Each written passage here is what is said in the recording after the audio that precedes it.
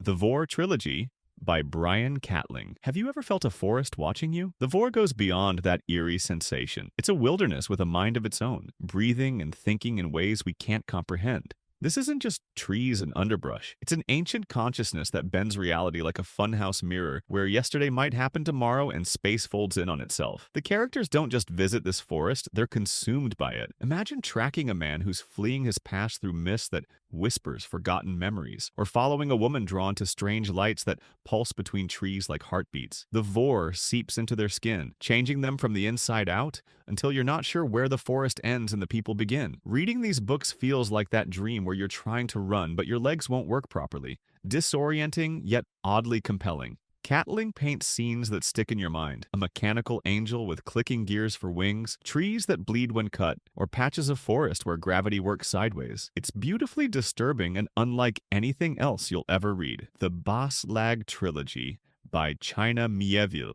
Stepping into New Crabuzon is like falling into the strangest marketplace you can imagine. Steam hissing from pipes overhead, creatures with scarab heads haggling over mysterious artifacts, and buildings that shouldn't architecturally be possible somehow, standing anyway. The air smells of coal smoke, exotic spices, and something slightly rotten. Each book pulls you deeper into this bizarre world. Picture a scientist accidentally unleashing a moth-like creature that feeds on dreams, leaving victims hollow-eyed and empty. Or imagine sailing on a floating city cobbled together from stolen ships, heading toward a wound in reality where physics breaks down. Or join revolutionaries on a perpetually moving train that lays its own tracks ahead while tearing them up behind. A mobile fortress of rebellion that can never stop. What makes Mieville's world stick with you is how lived in it feels. The magic isn't neat or organized, it's messy, dangerous, and often backfires spectacularly. The creatures aren't just humans with pointed ears. They're genuinely alien, with their own cultures and ways of thinking. And beneath the fantastic elements runs a current of very human struggles.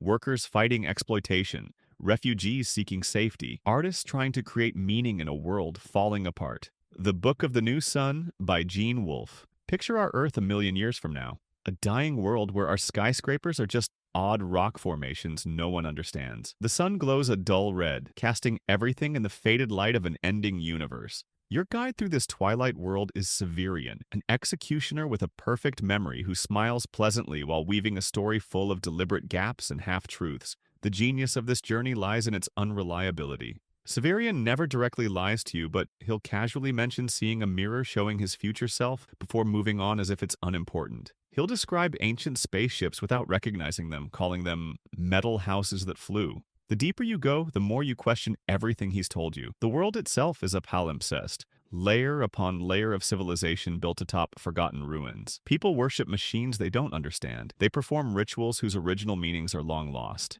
They fight with light swords while riding creatures engineered in laboratories that turned to dust eons ago. It's haunting and beautiful, like walking through a museum where all the exhibit labels have been switched around, leaving you to piece together the truth from contradictory evidence. The Poppy War Trilogy by R.F. Kuang.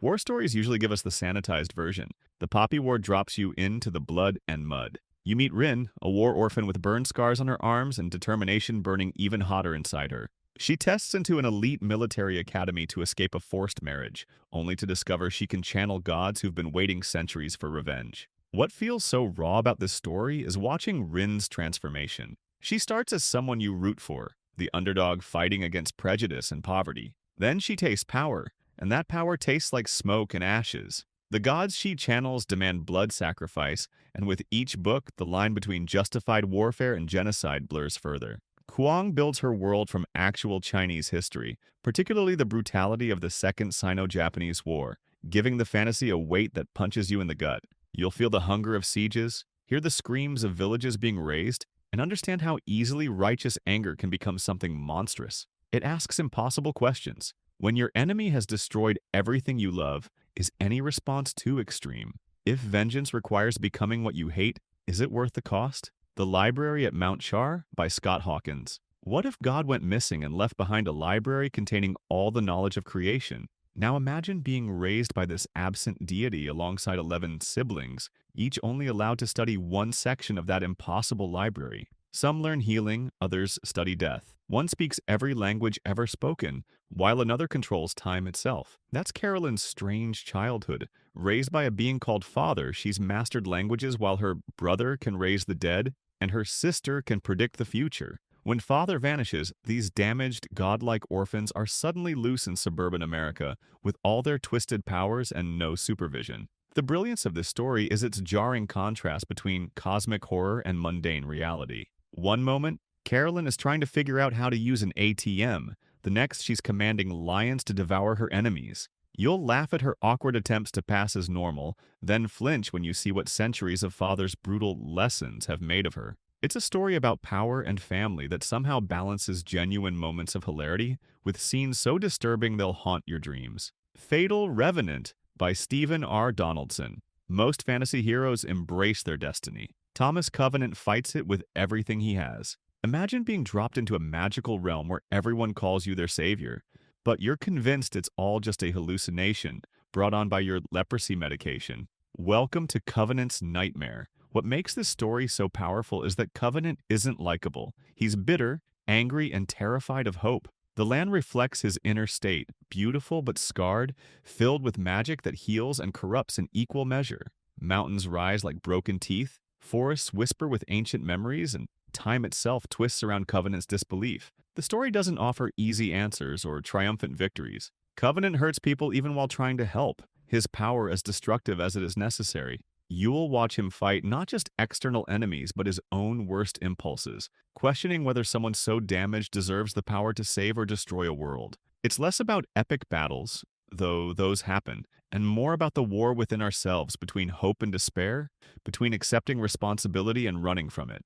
The Monarchies of God series by Paul Kearney. Imagine a world where prayers sometimes receive immediate, terrifying answers, where heretics burn while saints perform miracles, where kings rule by divine right that occasionally manifests as actual divine power. The Monarchies of God drops you into a powder keg, where religion isn't just faith, it's politics, warfare, and raw power. You can almost smell the incense and burning flesh as inquisitors hunt those deemed unholy. Feel the sway of ships carrying refugees, fleeing religious persecution across storm-tossed seas. Hear the clash of armies fighting not just for land, but for whose God will reign supreme. The world draws from our own Renaissance-era conflicts, but adds magic that makes religious claims frighteningly real. What keeps you turning pages is watching characters navigate this treacherous landscape where believing the wrong thing means death, yet the right faith doesn't guarantee salvation.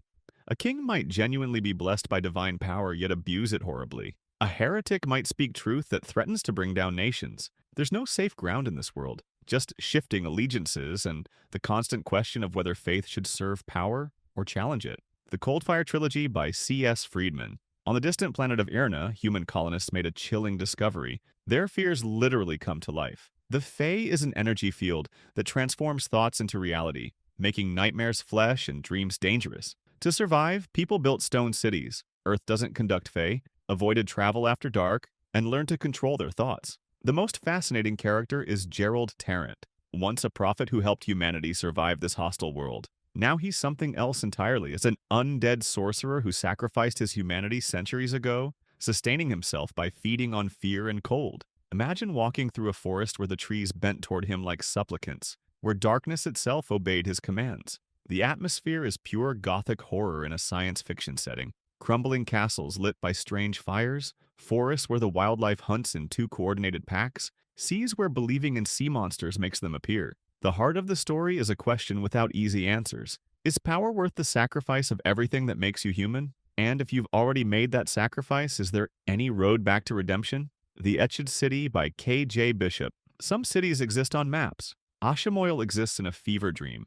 Imagine streets that rearrange themselves when no one's looking, buildings that reflect not just light but memories, and a hospital where babies are sometimes born with the heads of lions or birds. Into this impossible place come two former outlaws, Raoul, who wants to heal, and Gwyn, who knows only how to hurt. The magic in this world isn't flashy, it's subtle and profoundly unsettling. A painting might bleed when touched. A statue might turn its head to watch you pass. A person might transform gradually into something else entirely. The boundaries between art and reality blur until you're not sure which is creating which. What makes this story linger in your mind long after reading is its exploration of choice and change. Can a killer become a healer? Can someone who's only destroyed learn to create? The city itself seems to be testing Raoul and Gwyn, offering temptations and obstacles that force them to confront who they truly are. It's a hallucinatory journey written in prose so rich you can taste it. Part dark fantasy, part philosophical meditation, and entirely unique.